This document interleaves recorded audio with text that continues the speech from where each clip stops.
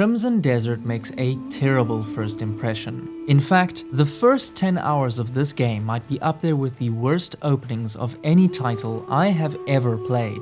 I was convinced I was wasting my time, because in all fairness, I was. It's slow, the quests have no real meaning beyond teaching you the mechanics. It's essentially a 10-hour tutorial, and if that sounds terrible, it's because it is. But buried within those 10 hours, there are glimmers of something more, moments that feel like a promise of a world that is genuinely breathtaking, bridges stretching over enormous mountains, overlooking the vast continent of Pywell, landscapes that feel endless, almost overwhelming in their scale, rivers, wildlife, magical creatures, and a musical score that wraps around it all, swelling as you reach the top of a mountain, softening as you move through a quiet village.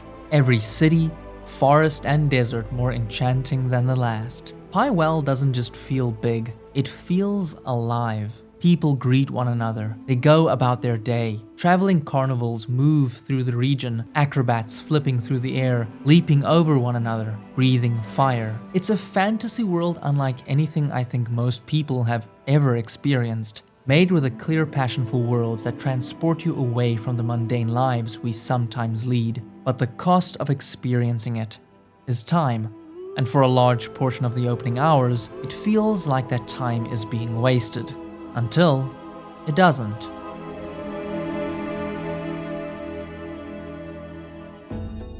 After a quick intro, you're introduced to the first major location, the city of Hernand. Busy, bustling, and filled with potential. You are Cliff, a member of the Greyman clan. The overarching narrative is simple enough. Your clan has been attacked, its members scattered across the region of Pywell, and now you're tasked with finding them, bringing them back together and rebuilding your clan in Howling Hill, a place where you will break bread, drink mead, and live with your crew. Now this all makes sense, but the quests to get there absolutely do not. And that is because these early game quests serve almost no function beyond teaching you the game's many, and I do mean many, mechanics. It's a very strange approach. It basically tells you to lock the in, because for the next almost 10 hours it's going to teach you absolutely everything. Every mechanic, no matter how small, no matter how useless, with no narrative backing whatsoever. You want a narrative reason for why you need to learn how to fish, why you're helping some random kid find a sheep, why you're mining ore, why you're delivering a hat halfway across the city? I must admit, the hat is quite elegant. The answer is simple.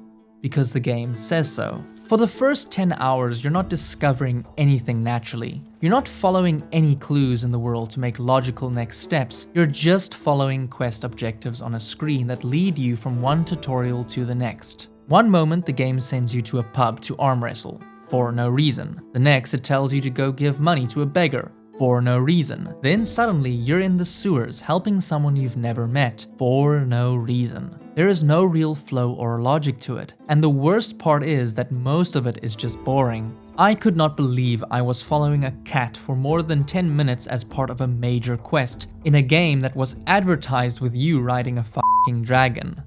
Now in retrospect, I understand what the game was building towards. Helping the people of Hernand earns you favor with those in control, and eventually they'll give you land to set up a home base in Howling Hill, where you can begin gathering your crew, then the real adventure of the game begins. But there is no reason to think that that is where any of this is leading. You're just doing these seemingly random things as part of the main quest. How does cleaning some random NPC's chimney lead to obtaining Howling Hill? The answer is, it doesn't. The game just wanted to teach you the precision lock-on system and couldn't think of a better way how. Had there been something at the start, even just a narrative hint that doing these deeds could lead to something like obtaining Howling Hill, it would have given me enough motivation to understand why I was doing what I was doing. Sometimes the game will even teach you a mechanic in a quest that you don't even end up using in that quest. Like when it teaches you focus, a skill that lets you slow down time.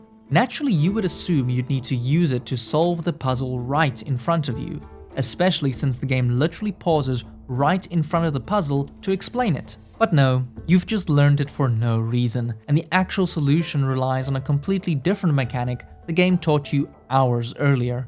Fantastic. Many people have referred to the Reed Devil boss fight as the game's first skill check, a fight so difficult it might make you quit the game.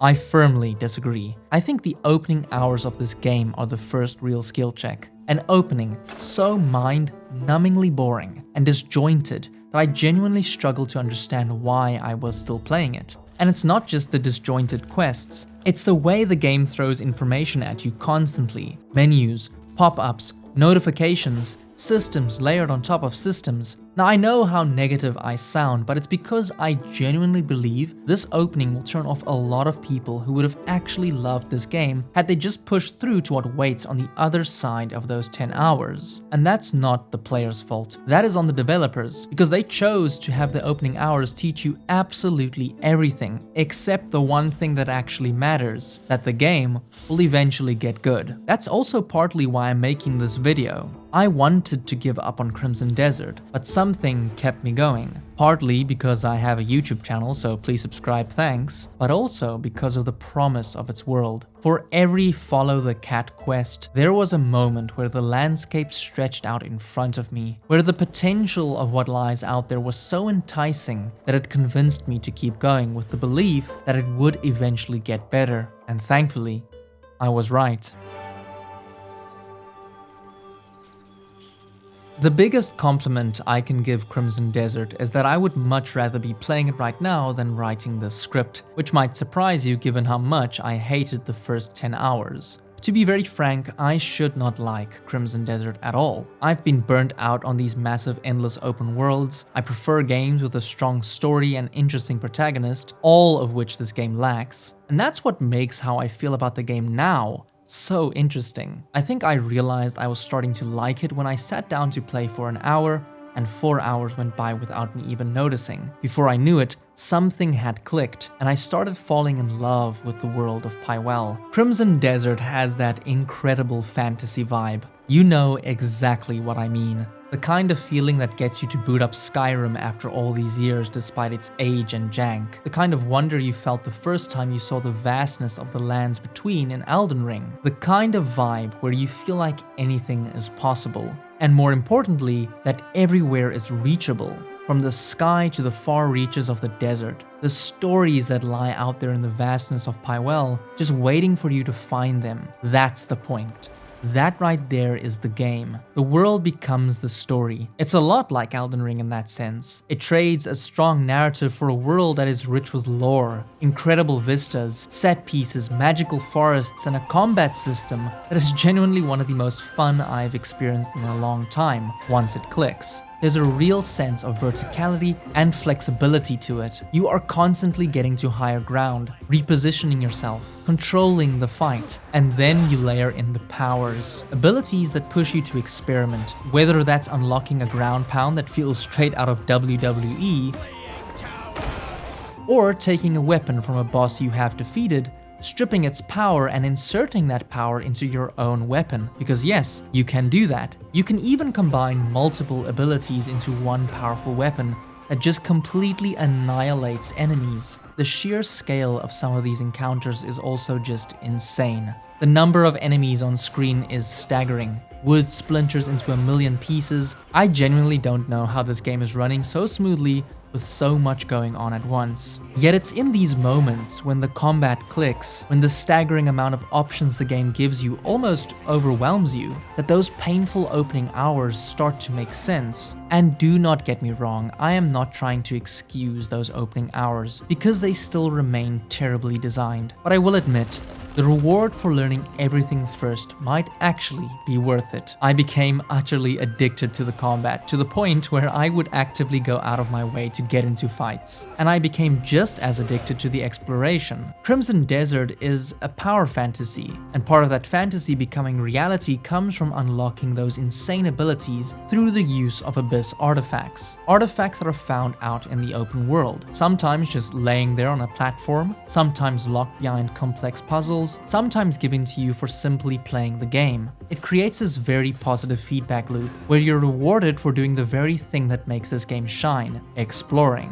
And man, does this game offer you some of the most incredible things to find. You get into this flow state where time almost becomes irrelevant, because you cannot help yourself but want to find one more hidden cave, one more new city, one more new boss fight, one more new viewpoint. It's a staggering amount of things to do and see. Everywhere you go, there is bound to be something that catches your eye, and more often than not, the reward for following your curiosity is worth it. Ultimately, I think it mostly makes up for the lack of a great story, because the stories you find out in the open world are just as good. Well, sometimes. And that's mostly due to the mixed bag of side quests in this game. Some of them are great, but others are absolutely terrible. And the worst part is you never know which one you're about to get, like this one. I found out about a merchant guild that was being robbed. Their trade routes are being exploited. Their secrets are leaking. They suspect there's a mole inside the operation, and you need to find the mole. In theory, that sounds interesting. In practice, it's one of the worst quests I've ever done. What it turns into is you running back and forth between locations, 500 meters one way, 500 meters the other way, examining things, looking at a broken cart, scanning a document, piecing together what happened in the most boring way imaginable. By the time I had gone back and forth and back again, and returned to speak to the leader, it was night. I had spent an entire in-game day doing one single fetch quest, and then the quest somehow gets even worse. You go through the investigation, presenting the evidence, comparing testimonies, but there is no actual choice here. If you select anything other than the correct answer, the whole dialogue chain just resets, and you have to redo all of it. So what is the point? If there's only one right answer, why give me options at all? Once again, it feels like the game just wasted your time. You'll get into these incredible flow states, completely immersed, exploring, fighting, discovering for hours on end, only to be pulled out of that experience by a terrible quest that drags on for far too long. And unfortunately, that push and pull is constant for Crimson Desert. Thankfully, these terrible quests are spread out, so the chances of doing multiple bad ones in a row are relatively small, although not impossible. So yeah, the quests are a bit of a mixed bag, but where the game really shines is in the moments you create for yourself. Riding slowly through its beautiful landscapes, crossing open fields, stumbling upon towering pillars and enchanted forests. I remember that feeling so distinctly as a kid, playing games where you would see something in the distance only to be met with the disappointment that it was unreachable due to its technical limitations. If only I knew then that one day I would play a game like Crimson Desert, where the mountain you see is a mountain you can climb, where the structure in the distance is not just decoration, where the joy comes from simply existing in the world, seeing something in the distance that catches your eye, going to it and not being disappointed. And that is the strange thing about Crimson Desert, because sometimes it feels like a gigantic waste of time, but other times there's nowhere else I would rather be than in the beautiful world of Pywell. If you enjoyed this mini investigation into Crimson Desert, consider leaving a like, as it really does help me, and I'll see you in the next investigation. Thank you so much for watching. Have you seen any bandits around here who might have stolen a sheep?